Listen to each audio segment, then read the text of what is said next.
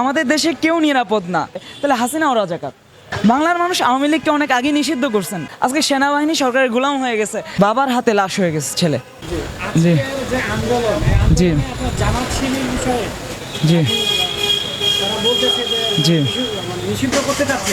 জি জামাত শিবির মানুষের গণমানুষের একটি সংগঠন, প্রায় এটা পাকিস্তান আমল থেকে চলে আসতেছে।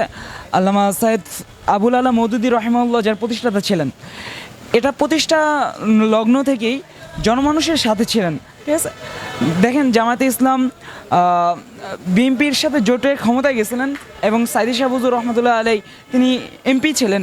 এমপি থাকা সত্ত্বে সংসদ থেকে মদ যেটা আল্লাহ তাআলা যেটাকে নাজায়েজ করছেন, এটার ব্যাপারে মদ বন্ধ করার ব্যাপারেও কথা বলছেন এবং বিভিন্ন জনসেবা করছেন, হিন্দুদের জন্য গির্জাও করে দিয়েছেন তার পিরোজপুরে। তাহলে জামায়াত শিবির এটা কখনো নিষিদ্ধ হতে পারে না।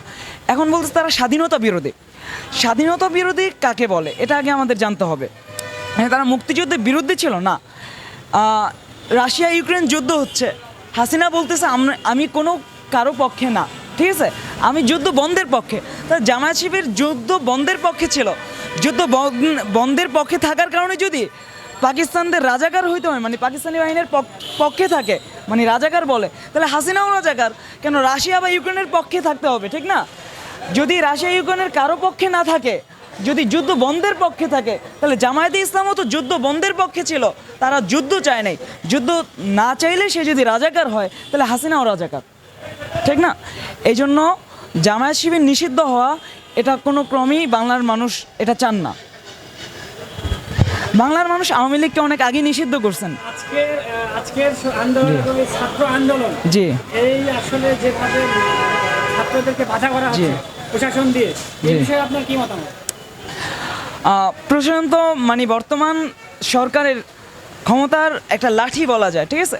এটা কোনো দেশে প্রশাসন মানে সরকারের লাঠি হয় এটা দেখা যায় না, ঠিক আছে।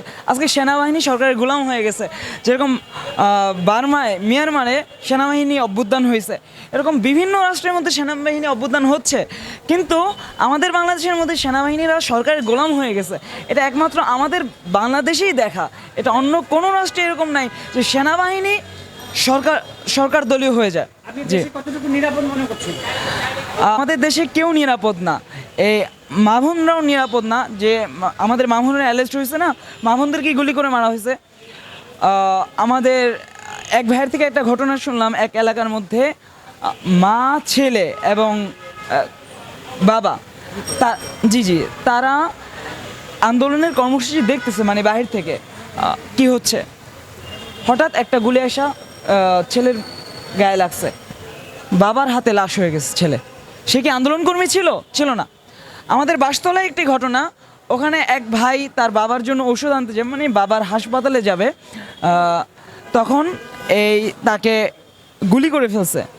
সে তো আন্দোলনকর্মী না, কিন্তু সে নিহত হয়েছে। এরকম আরও অনেক পথচারীরা নিহত হয়েছে। জি, আমি ছাত্রদের পক্ষে, আর যেটা করি এটা সরাসরি বলা যায় আমি ইসলামী ছাত্র শিবিরের সাথে আছি। জি জি আমার নাম মোহাম্মদ আবদুল্লাহ আল মাহদি মোহাম্মদ মিরাজ পুরো নাম। আমি সমর্থক, সাধারণ সমর্থক। জি, আসসালামু আলাইকুম।